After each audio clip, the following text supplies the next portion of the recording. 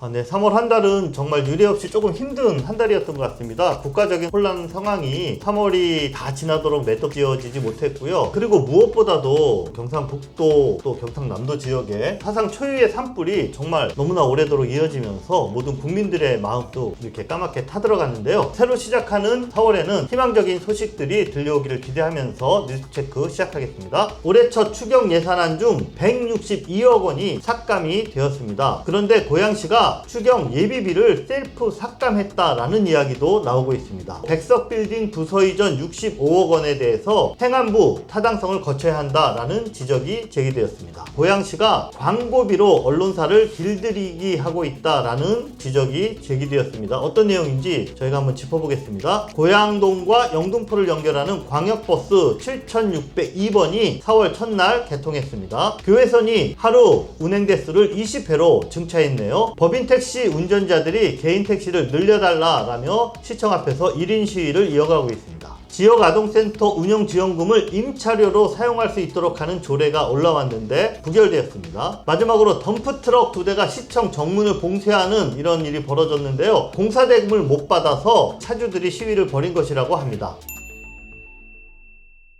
관심을 모았던 고양시의 2025년도 1차 추경 예산안 심사가 지난주에 마무리가 됐습니다. 총 47건의 사업 예산 405억 원 중에서 162억 원 가량이 삭감된 조정안이 시의회에서 승인이 됐는데요. 눈에 띄는 삭감 내용만 간략하게 좀 정리를 해보죠. 먼저 언론 홍보비가 대거 삭감이 됐네요. 추경안에 이번에 언론 홍보비 관련 증액 요청 예산이 많이 올라왔는데요. 거의 대부분 삭감됐다고 보시면 될 것 같은데 세부적으로 보면 이제 언론 홍보 수수료비 추가 인상분이 2천만 원 있었고 온라인 및 방송 이용료 또 우리 이동환 시장님 방송 많이 또 출연하셔야 되잖아요. 그러니까요. 예, 8천만 원 올랐는데 이거 다 날라갔습니다. 뉴미디어 및 신규 매체 광고 홍보 2,100만 원 그리고 더 트롯쇼 특집 콘서트 여기다가도 고양시 홍보 예산 5천만 원이 올라와 있었는데 이게 아마 방송국의 어떤 그런 기획사랑 같이 사전에 뭔가 협의가 좀 있었나 보네요. 예, 보통 이렇게 하면은 이제 그 지자체에서 이 방송하고 또 출연할 수도 있죠, 우리 시장님. 네, 그러겠죠. 그 예산도 역시나 전부 삭감이 되었습니다. 기획정책관과 행정지원과의 삭감한 내용도 좀 인상적이네요. 보시면은 그 정책 워크숍, 뭐 간부회비, 급 간식비, 부대 행사 운영비 이런 것들이 올라왔는데 이것도 마찬가지로 전부 삭감됐는데요. 얘기 들어보니까 간부회의, 급간식비 이런 거는 부서에서 업무 추진비가 따로 있대요. 근데 이게 따로 또 올라왔다는 거죠. 일단 그 문제도 있었고 더 큰 거는 사실은 이번에 논란이 됐던 그 65억 원 백석 업무빌딩 부서 이전 사업 이게 주관하는 부서가 이쪽이거든요. 의원들 입장에서는 이거 사실 추진할 때 의회 완전 개무시하고 일방적으로 추진한 거잖아요. 그럼 너네도 똑같이 한번 당해봐라 까지는 아니더라도 일종의 좀 약간 실력 행사적인 측면도 없지 않아 있지 않았을까. 그게 직접적인 이유가 전부는 아니겠지만은 어쨌든 기본적으로 올라왔던 예산들 자체가 낭비성 그리고 좀 중복 예산 이런 걸로 판단될 소지도 되게 컸고 지금 말씀하신 그 가장 관심을 모았던 시청 부서 이전 사업 65억 원, 이 예산은 어떻게 됐어요? 네, 이 예산 전부 삭감이 되었습니다. 지난주에 또 잠깐 언급했었던 시민 예식장 조성 사업. 백석 빌딩에. 이거 좀 약간 뜬금없는 예산이었잖아요. 이것도 뭐 역시나 전부 삭감이 됐고요. 한 가지 더 눈에 띄는 부분이 있는데 이번 추경에 또 올라왔었던 그 일산 호수공원 북카페 뭐 신축 공사비 이런 사업이 또 있었고 독서대전 운영비 또 추가 증액분 이런 것들도 올라왔는데 마찬가지로 이것도 전부 다 삭감이 되었습니다. 이것도 뭐 좀 추정해 보자면은 작년 말에 이제 작은 도서관 폐관 문제 가지고 또 대립이 있었었잖아요. 고양시가 일방적으로 밀어붙여가지고 결국 폐관이 다 됐단 말이죠. 이런 갈등의 좀 연장선상에서 결정이 되지 않았을까라는 좀 추정도 해보고 있습니다. 네, 물론 이거는 이제 뭐 오랫동안 이런 관련된 기사를 취재한 남동진 기자의 어떤 분석의 바탕을 두고 있는 건데 살짝 좀 들은 얘기도 있어요. 아, 그런가요? 네. 자, 이번 추경 결과에 대해서 자세한 분석은 이번 주에 저희가 좀 추가로 취재해서 다음 주에 또 짚어드릴 부분 짚어드리고요. 그 뉴스도 함께 또 전해드리도록 하겠습니다. 자, 관련해서 이번 추경 몇 가지 쟁점 조금 더 짚어보겠습니다. 먼저 고양시가 이번 추경에 예비비를 셀프 삭감안을 제출했다. 뭐 이런 지적이 예결위원들에 의해서 나왔네요. 한마디로 시가 예비비를 털어가지고 사업 예산안을 마련한 셈인데요. 이 부분은 이제 권영재 시의원이 좀 집중적으로 지적을 했어요. 당초 2025년 본 예산에 예비비가 229억 원이 책정이 됐거든요. 예비비라고 하면 통상적으로 피치 못할 갑자기 급작스러운 상황에 대응하기 위해 가지고 예비로 말 그대로 남겨놓는 그런 예산이라고 할 수 있는데 229억 원의 예비비 중에 43억 원만 남기고 186억 원의 셀프 삭감한 안이 올라왔습니다. 보통은 이제 의원들이 예비비 너무 많다 삭감을 하는 그런 경우는 있지만은 담당 부서에서 자기가 셀프 스스로 삭감해가지고 이렇게 올린 거는 처음 본다. 뭐 이런 얘기도 했었는데 다른 지자체들에서는 좀 약간 이렇게 꼼수 예산 마련식으로 해서 이렇게 하는 경우들이 있다고 하더라고요. 지금 말씀하신 대로 셀프 삭감안 자체도 문제지만 어쨌든 고양시 전체 예산이 3조 원이 넘는데 어떤 상황이 발생할지 모르는 이런 비상금이라고 이야기할 수 있는 예비비를 43억 원만 남겨두는 거 이거 괜찮은 건가요? 네, 사실 이 부분도 많이 지적이 됐던 부분인데요. 예비비를 저희가 사실은 그 전에 한번 다룬 적이 있었죠. 그때는 이제 너무 많이 남겨서 이게 좀 약간 재정 운영의 경직성을 되게 높이는 거 아니냐 이런 지적을 했는데 반대로 너무 조금 남겨버리면은 어떤 긴급 상황이 발생했을 때 제대로 대응을 못하는 문제가 있거든요. 물론 이제 재난 예비비 같은 경우는 따로 편성을 하긴 하는데 그거 말고라도 예비비로 쓰는 그런 케이스들이 많이 있어요. 실제로 이제 권영재 의원이 제시한 자료를 보면요. 2017년도 같은 경우에는 하천 유지관리 소송 패소금 문제가 갑자기 발생을 해가지고 이때 이제 23억 5천만 원을 지출을 했었었고 예비비로요. 그리고 인플루엔자 AI 갑작스러운 상황이네요. 예, 이거 방역을 위해 가지고 16억 9천만 원 이렇게 그 해에만 사용을 해서 총 63억 원의 예비비 지출이 있었대요. 그리고 2018년도 같은 경우는 뭐 바이오매스 에너지 시설 소송 패소 54억 8천만 원이 지출돼가지고 100억이 넘는 그런 예비비 지출이 발생한 사례가 있다고 하고요. 남겨놓은 43억 원보다 훨씬 많은 금액이잖아요. 그러네요. 이거 약간 불안한 느낌이 드네요. 네, 예산을 이렇게 헐어가지고 시장 관심 지금 사업에 지출을 하겠다라는 건데 이게 좀 너무 무모한 짓 아니냐 이런 지적이 좀 집중적으로 나왔습니다. 네, 그러니까 지난번 본 예산 때는 예비비를 타 시군에 비해서 두세 배나 많이 편성해서 지적을 받았었는데 이번에는 반대로 또 그 돈을 이렇게 홀라당 좀 빼내서 어떤 시장의 관심 사업에 이렇게 배정한 것 아니냐 뭐 이런 지적이 나오는 거죠. 그러니까 이게 예비비를 시장 쌈짓돈처럼 쓰면 되냐 좀 이런 지적이 나오는 게 사실 이런 측면 때문이거든요. 앞서 전액 삭감됐다고 말씀드린 65억 원 백석 업무빌딩 부서 이전 예산과 관련해서 이 이전 사업에 앞서서 행정안전부 타당성 조사 그리고 경기도의 투자 심사를 먼저 받아야 된다라는 그런 지적이 나왔네요. 네, 이것도 마찬가지로 추경 심사 과정에서 이몽열 예결위원장이 집중적으로 좀 지적했던 사안입니다. 내용을 보면요. 2024년 뭐 지방재정 투자 심사 및 타당성 조사 매뉴얼이라는 게 있어요. 타당성 조사 심사 대장 중에 청사 신축이 타당성 조사 심사 대상으로 명시가 되어 있고 이 청사 신축은 그럼 어떤 경우를 말을 하냐라고 봤을 때 지자체가 그 업무를 처리하기 위해서 건물 및 부대 시설물 등을 신축, 증축 혹은 취득하는 사업이라고 규정을 하고 있어요. 취득이라는 부분에 좀 주목할 필요가 있거든요. 이걸 다시 말하면은 이 고양시가 지금 신청사 이전 계획을 좀 변경을 했잖아요. 그래서 백석 업무 빌딩을 시청사가 아닌 제2청사 개념으로 지금 취득을 한 케이스인데 이것도 마찬가지로 타당성 조사 대상이 될 수밖에 없다. 이게 좀 핵심적인 지적 사항이라고 할 수 있겠고요. 부서 이전 사업이 시청사 이전 사업과 마찬가지로 어떤 절차를 거쳐야 될까요? 타당성 조사 심사 사전에 받아야 되고 그 다음에 투자 심사도 그렇죠. 받아야 될 거 아니에요. 그런 절차가 있는데 예산 올라온 거는 당연히 사전 절차 하나도 안 거치고 절차상으로도 문제가 있지만 그것보다 이제 위법한 예산이다.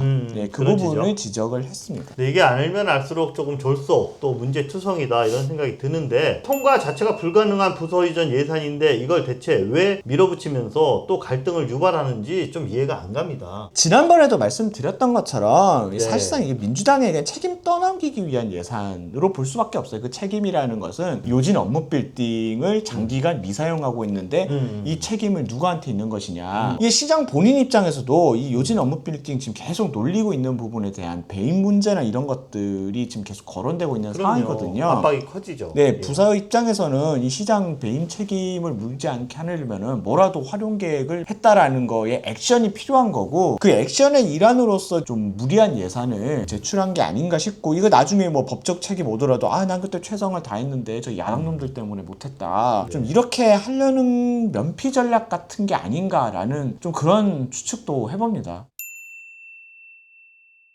네, 앞서도 예산 이야기 하면서 언론 홍보 관련 예산 삭감됐다는 이야기 좀 드렸는데, 자, 여러분, 고양시가 올해 각종 언론사의 시정 홍보비 명목으로 집행하는 고양시 행정 광고 예산, 자, 얼마나 되는지 혹시 아십니까? 예, 정답은 14억 원입니다. 자, 그러면 이 14억 원을 어떤 기준으로 집행을 할까요? 자, 궁금증을 좀 풀기 위해서 고양시가 어떤 규정 가지고 있나, 어떤 언론사는 행정 광고비 집행하고 또 어떤 언론사는 배제하는지 요거를 좀 알아봤습니다. 근데 그 내용이 좀 황당합니다. 자, 보시는 것은 고양시의 2025년 행정 광고 집행을 위한 세부 추진 계획 및 평가 기준입니다. 자, 그러니까 나름대로 기준을 만든 거예요. 자, 읽어드리겠습니다. 고양시 정책에 대해 불균형적인 시각으로 부정적인 내용을 지속적으로 보도한 언론사, 여기는 광고 배제한다. 그 다음에 또 이런 문구가 있습니다. 고양특례시가 언론중재위원회에 제소하거나 또는 최근 2년 언론중재위원회 조정 결정 처분을 받은 언론사, 자, 이런 것은 1회는 몇 년,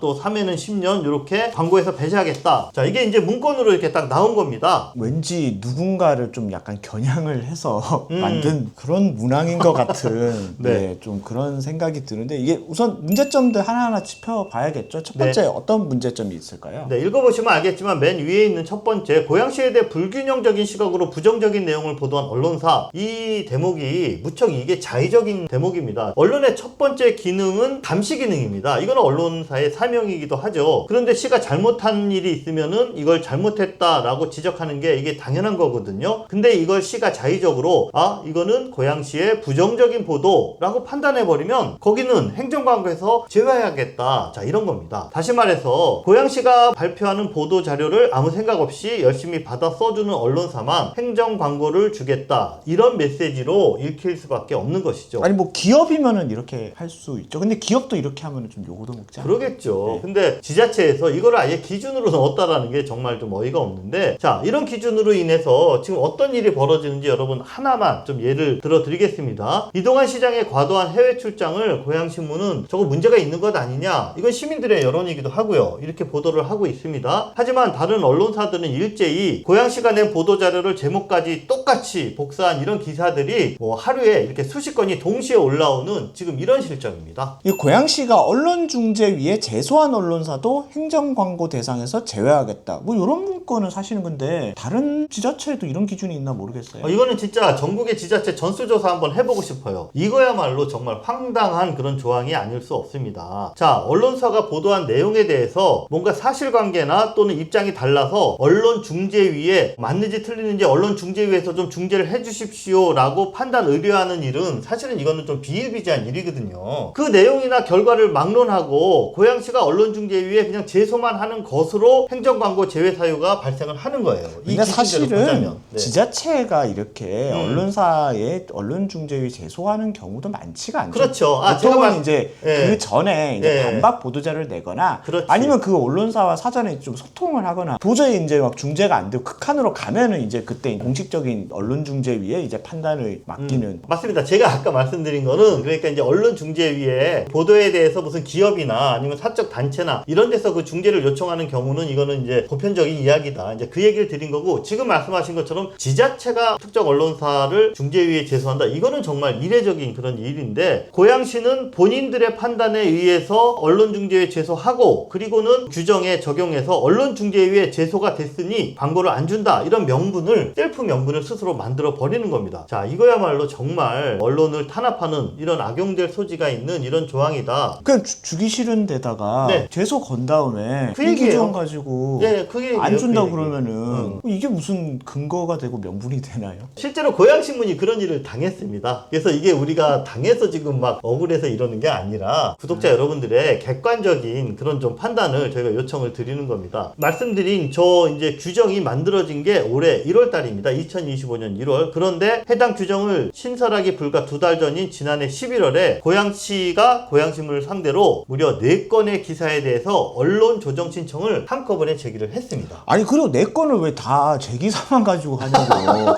기자가 몇 명인데. 남동진 기사를 고양시가 특별히 조금 이렇게 불편해하는 것 같은 그런 느낌은 확실히 있는데, 자 어쨌든 보시는 것처럼 기사 제목들이 지금 이렇습니다. 해외 출장에 관련된 거, 그 다음에 도시재생 거점 시설이 너무 임대료가 비싸다, 선거법 위반 허위 보도자료 이동환 시장에게 보고했었다, 예술인 거주 문화예술 예산 비중은 오히려 줄어든다. 자 이런 언론사라면 뭐 당연히 보도할 수 있는 이런 기사들인데, 이거에 대해서 그 언론중재위에 제소를 했고, 자 이게 결론이 어떻게 됐는지 우리 남 기자님이 조금 간단하게 말씀 좀 해주세요. 정정 보도 뭐 이렇게 나왔으면 해당 그 기사가 났던 언론사에 뭔가 좀 기사에 문제가 있었다 이런 식인 거지만은 저희 정정 보도는 한 건도 나오지 않았어요. 그냥 다만 이제 시에 요런 입장이 있으니 뭐 이렇게 알려왔다, 반론 보도라고 하는 그런 것들 짤막하게 들어간 정도고, 뭐 일부 뭐 표현에 대한 제목이랑 뭐 문구 몇 개 교체하는 그 정도 수준이었기 때문에 기사를 잘못 썼다 내지는 뭐 기사가 뭐 치명적인 오류가 있다 이런 것들에 해당된 결과는 이제 한 건도 없었어요. 저라고 뭐 이런 기사들을 맨날 쓰고 싶겠습니까? 써야 되니까 쓰는 거고. 네네. 그런 결과가 사실은 나왔던 부분인데, 근데 지금 고양시가 낸 언론 홍보비 지출 기준으로 보면은 고양신문은 이제 행정 광고 집행 대상 제외인 거예요. 왜냐하면은 언론중재위 제소 대상이니까. 그것도 4번이나 제소를 했으니까 10년 이상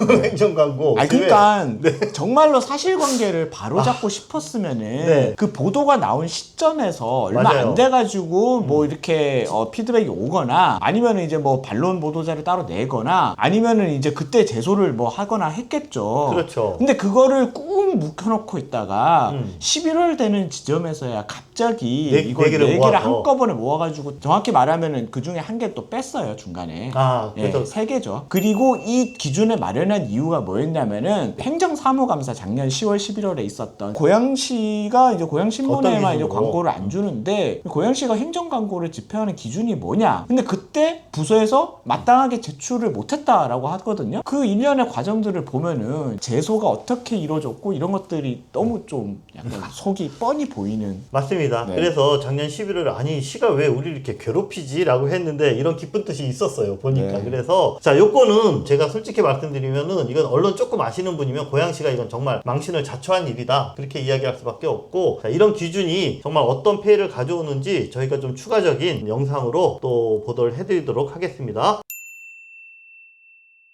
지난해 6월에 한번 전해드렸던 뉴스인데요. 고양동을 출발해서 삼송, 원흥, 향동지구 대규모 이런 택지들을 좀 거쳐서 서울 영등포를 종점으로 하는 광역버스인 7602번이 이달 1일부터 운행을 시작을 한다는 반가운 소식입니다. 저희 항상 교통 소식 전할 때마다 기분이 좋아요. 네, 맞아요. 네. 네, 조회수도 많이 올라가고 또 독자님들도 좋아하시고, 대광이 준공영제 노선인 7602번은 직행 좌석형 광역버스로 운행이 되는데요. 배차 대수가 총 13대, 그래서 하루에 46회 운행으로 배차 간격도 뭐 한 20-30분, 네, 이 정도면은 이용하시는 분들에게 좋은 그런 새로운 노선이 하나 생겼다라고 보시면 될 것 같아요. 고양동부터 출발을 해서 이제 신원마을, 삼송, 도래울, 향동동, 덕은동, 서울에서는 가양역, 강서구청, 당산역, 영등포시장, 한마디로 거의 고양시 덕양구 지역의 주요 거점들을 다 지나면서 지하철역이랑 연결이 많이 되네요. 아무래도 이제 서울 광역 교통편이 상대적으로 좀 덕양구 주민분들이 많이 부족하잖아요. 네. 그래서 좀 큰 호재가 아닐까. 그 중에서도 또 교통 소외 지역이라고 할 수 있는 이 고양동 주민들에게는 네. 이제 좀 모처럼 좀 기쁜 소식이 아닐까 그런 생각이 듭니다. 서울 광역 교통편도 그렇지만 사실은 고양동에서 고양시 지역 내로 지금 이동하는 교통편도 마땅치가 않거든요. 7602번 버스가 그런 역할도 좀 같이 해줄 수 있을 것 같다. 아무튼 여러모로 되게 반가운 소식이고 네. 주민들의 교통 수요가 어느 정도 좀 해결됐으면 하는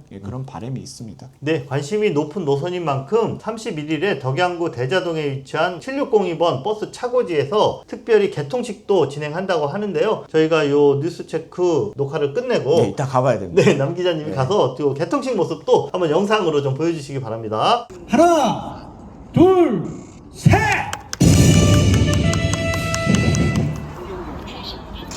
제 주차할 때 기념사진 한번 진행하겠습니다. 잠깐만. 하나만 가시죠. 진행하겠습니다. 네, 차였습니다.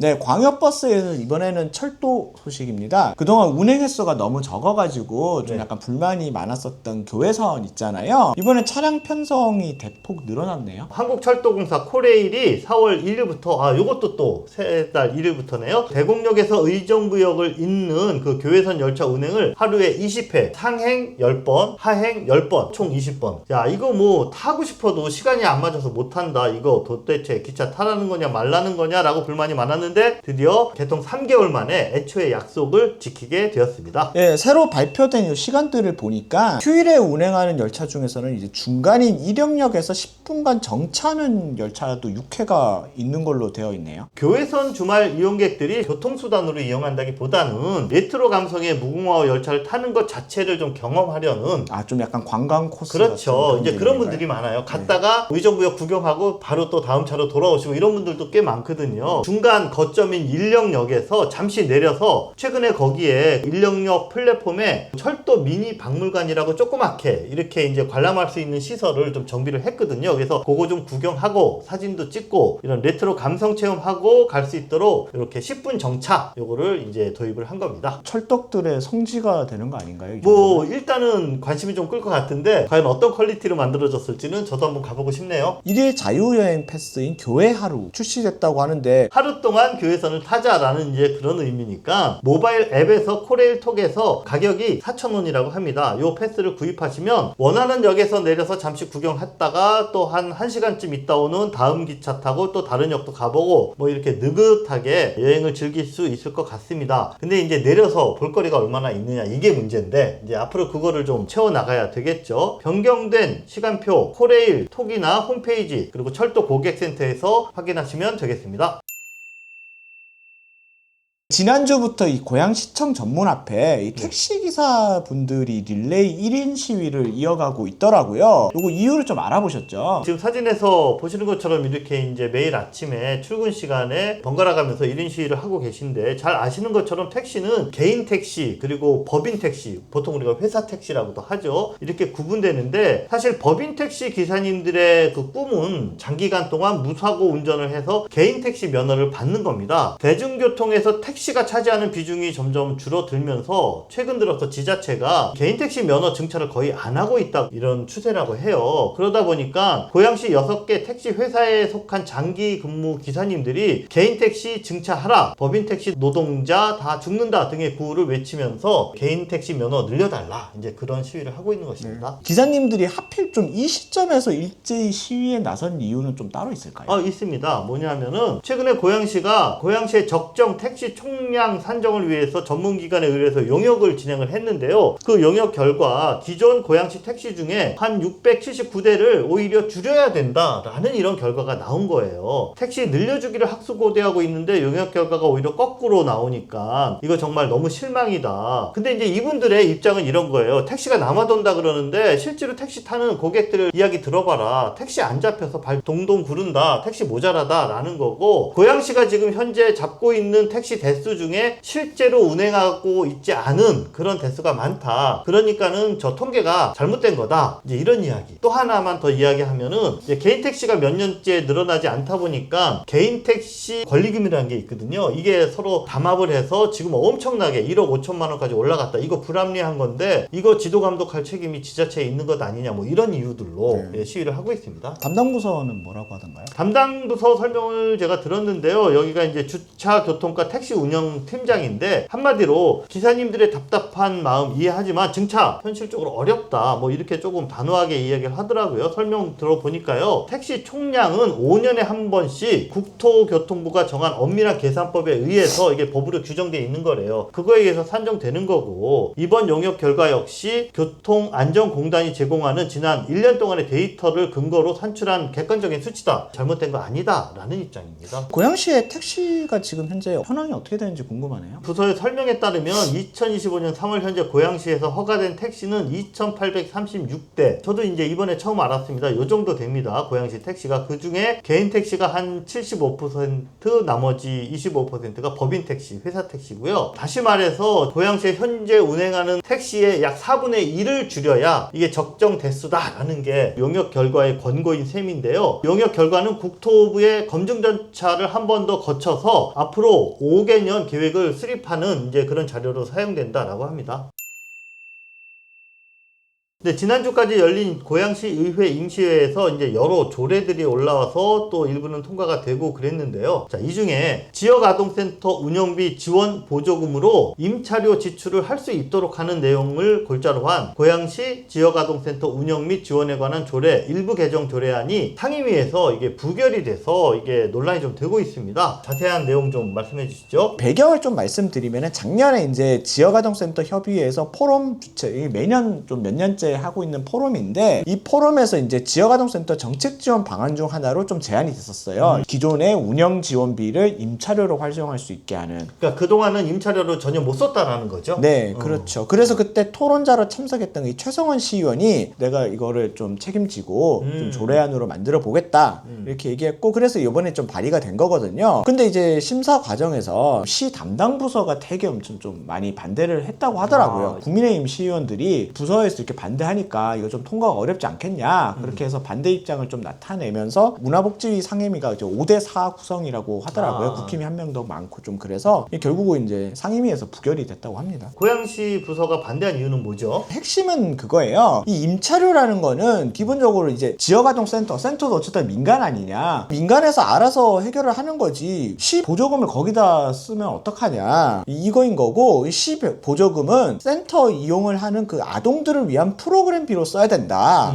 그런데 이거를 임차료로 쓰게 되면 그만큼 교육의 질이 떨어지는 거 아니냐. 당장 들으면 그럴듯하긴 한데 이 주장이 좀 약간 모순이 많아요. 네, 어떤 점인지. 이게 우선 고양시가 지급하는 보조금이 애초에 프로그램 운영비 명목으로 지원되는 게 아니에요. 고양시가 운영 지원비 명목으로 이제 지급을 하고 있는 돈이 있는데, 올해 같은 경우는 월 65만 3천 원. 지역아동센터 한 곳당. 예, 이 돈이면은 영어 강사 한 명 월급도 안 된다고 하더라고요. 그러네요. 그러면 지역아동센터들은 그런 교육 프로그램비나 이런 것들을 어떻게 마련하느냐? 별도로 이제 뭐 민간 재단이나 이렇게 뭐 다른 공공기관이나 이런 데 공모 사업을 해서, 그래서 이제 지역아동센터 센터장님도 보면 맨날 서류 쓰고 있어요. 예. 또 공모 사업 되면 정산 이렇게 막 하고 있고 막 그것 때문에 많이 바쁘신데, 어쨌든 그런 방식으로 이제 확보를 하거든요. 근데 이제 문제는 뭐냐면은 이 시설의 안정적인 운영을 위한 임차료 지원에 대한 부분은 사실은 그런 공모 사업을 통해서 해결할 수가 없고, 아무리 우수한 교육 프로그램을 따내도 소용이 없는 거니까 좀 그런 현장에 이런 문제점들이 있습니다. 탁상 공론이 아니냐, 뭐 이런 좀 아쉬움인 것 같네요. 다른 지자체들 이렇게 양주나 이제 구리, 서울, 구로구 이런 데서는 이미 지자체 지원금을 통해 가지고 월세 사용을 할 수 있도록 조치를 하고 있다고 하더라고요. 법적으로 충분히 가능한 사안이라는 거죠. 센터에서 각자의 형편에 따라서 이게 월세 사용이 좀 가능하도록 해달라라는 건데 굳이 담당 부서가 이렇게 적극적으로 반대할 필요가 있었을까, 뭐 이런 생각이 좀 드네요. 근본적인 문제가 지역아동센터를 행정에서 제대로 인정을 하고 있지 않아요. 국가 정책적으로도 보면 지금 최근에 다함께 돌봄센터를 되게 막 확대를 하고 있거든요. 그리고 지역아동센터에 대한 예산들이나 뭐 지원 같은 경우는 좀 서서히 줄이는 거 아니냐, 이런 목소리들이 나오고 있는데, 실제로 고양시 같은 경우도 보면은 아까 얘기했던 그 운영 지원비가 작년에는 82만 원이었는데 올해는 65만 3천 원으로 이제 줄었어요. 그리고 이제 장기 근속 수당이나 뭐 종사자 처우 개선 수당 이런 것들도 모두 5만 원씩 줄어들었다고 하더라고요. 그래요. 전문가들 이야기를 들어보면 최근 들어서 오히려 이 지역아동센터 역할이 더 중요해진 지금 그런 상황이다, 이렇게 말씀하시는 분들도 많더라고요. 다함께 돌봄센터는 초등학생들 대상으로 하고, 그런데 지역아동센터 같은 경우는 교육 불평등 문제, 그러니까 이렇게 사교육 시스템에서 소외되고 시스템 안에 들어가지 못한 이 학생들을 위해서 사실은 역할을 하고 있는 곳이기 때문에 이런 방치되는 아이들이 전국 통계로도 20%가 넘는다고 하고요. 고양신문 기사에도 작년에 나왔는데, 작년에 학업 중단자 수가 경기도에서 두 번째로 많은 뭐 716명에 달한다, 고양시가. 이런 통계도 있어요. 아까 말씀드린 그런 역할이나 이런 측면들을 봤을 때 이렇게 방치하고 고사시키는 게 아니라 좀 지속적인 운영을 위한 지원 방안을 마련해야 되는 거 아니냐.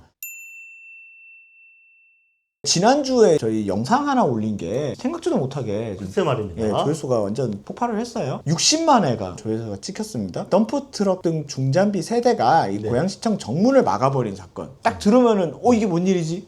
누구나 좀 관심 가질 만한 사안일 것 같은데 네. 이 중요한 건 이유가 궁금하잖아요. 네. 이분들도 그랬을 이유가 있을 것 같은데 이 이유를 보니까 고양시청에서 발주한 상수관로 공사를 했는데 원청업체가 수개월째 돈을 안 주고 있다. 그러니까 이 시위 벌인 분들이 누구냐면은 고양시가 공사해라 라고 원청에게 발주를 하고 원청은 또 하청업체에다가 하고 하청업체는 개인 차주들이 개인 사업자라는 그런 자격으로 와서 일을 하는 이런 구조거든요, 일이. 그런데 하청업체로 대금 지급이 안 되자 트럭 업주들이 일을 몇 개월째 하고 돈을 못 받은 거예요. 그래서 그 돈이 무려 뭐 4억 원이 넘는다 이제 이렇게 하면서 고양시가 이걸 책임져라 시위를 벌이게 된 겁니다. 그러자 고양시가 너무나 이제 다급해졌잖아요. 그래서 공무원들 뛰어나오고 국장급 뛰어나오고 이제 또 부시장님까지 나와서 고양시가 책임지고 돈 받게 해주겠다. 일단은 좀 이 차를 빼달라 이렇게 적극적으로 중재에 나서서 40여 분 만에 트럭이 철수를 했습니다. 네, 저는 몰랐는데 이 정도 규모 되는 트럭을 여기다 세워놓고 네. 기사분들이 배째를 하면은 저거 꼼짝 못해요. 왜냐? 기사님을 연행하면 그 트럭을 견인할 방법이 없습니다. 그러니까 기사님이 그 현장에 있어야 이 차를 뺄 수 있어요. 네. 그러다 보니까 꼼짝을 못 하더라고요. 경찰들이 와도 어떻게 못해요. 그리고 영상을 보니까 전 처음에 막 이 댓글 달리는 것도 또 막 욕하고 막 좀 그럴 줄 알았는데 거의 일치단결로 해가지고 이 기사분들을 응원을 하더라고요. 그러니까요. 네. 이게 이렇게 높은 조회수가 올라온 이유가 뭘까 저도 좀 궁금했는데 물론 이게 이제 유튜브 알고리즘께서 이거를 선택해 주셔서 많은 분들에게 썸네일을 이렇게 올려준 것 같은데 그렇게 하는데도 이유가 있는 거거든요. 자, 첫 번째는 이 덤프트럭 2대가 적재함을 확 들고 공공청사의 정문을 꽉 막아버린 이 사진 자체가 이게 되게 보기 드문 장면이라서 예, 약간 좀 트랜스포머 같이 로봇인 줄 알았어요. 예, 그래서 이게 정말 주목을 끌었던 것 같고요. 그리고 또 내용을 들여다 보니까 공공에서 발주한 사업들이 원청, 하청 이런 복잡한 구조 속에서 뭔가 이렇게 문제가 생기는 이런 하도급 관행들이 우리나라에 정말 많은 갈등을 낳고 있는 것 같아요. 댓글 보니까 댓글이 무려 한 4,000개가 넘게 달렸는데 물분을 토로하고 이런 댓글들이 많이 달려서 뭐 이참에 원청, 하청, 불합리한 횡포 뿌리 뽑아야 된다 뭐 이런 식으로 차주들을 동조하는 이런 의견들이 많았습니다. 당장 생각해봐도 좀 이해가 안 되잖아요. 이게 되게 네. 엄청 많은 사람들의 심금을 울릴 것 같은 게 일을 했는데 돈을 못 받으면 이거 못 참거든요. 그것도 한두 푼이 아니라 네. 몇 억이면. 그래서 이제 이 결과를 제가 담당 부서에 전화를 해봤어요. 그때 부서는 어쨌든 이것 때문에 깜짝 놀랐잖아요. 그러니까 어쨌든 우리가 부시장님이 주재해서 당사자들을 모아놓고 우리가 적극적으로 중재해서 극적으로 대금 지급을 하기로 했습니다. 라고 이렇게 대답을 하더라고요. 그러니까 그 극적으로 해결했다는 게 사실 말이 안 되는 거잖아요. 출돈 줘야 되는 건데. 네, 그러니까. 예, 그래서 이제 뭐 대충 뒷이야기는 이 업체들이 자금 사정이 좀 어려워서 자금을 이제 이렇게 지급 일자를 자꾸 미루고 그랬는데 트럭 기사님들은 가만히 보니까는 자기한테까지 돈을 온다는 보장도 없고 그 전에 또 망해버리면 그렇죠. 어떡하나. 우선순위에서도 자기네가 뒤이고 이러니까 다급한 마음에 아마 그런 행동을 한 것 같은데 어쨌든 타결이 됐다니까 좀 다행이다 그런 생각이 듭니다. 고양신문이 추천하는 다른 영상도 시청해보세요. 고양신문 멤버십 회원으로 가입해 고양신문을 응원해주세요.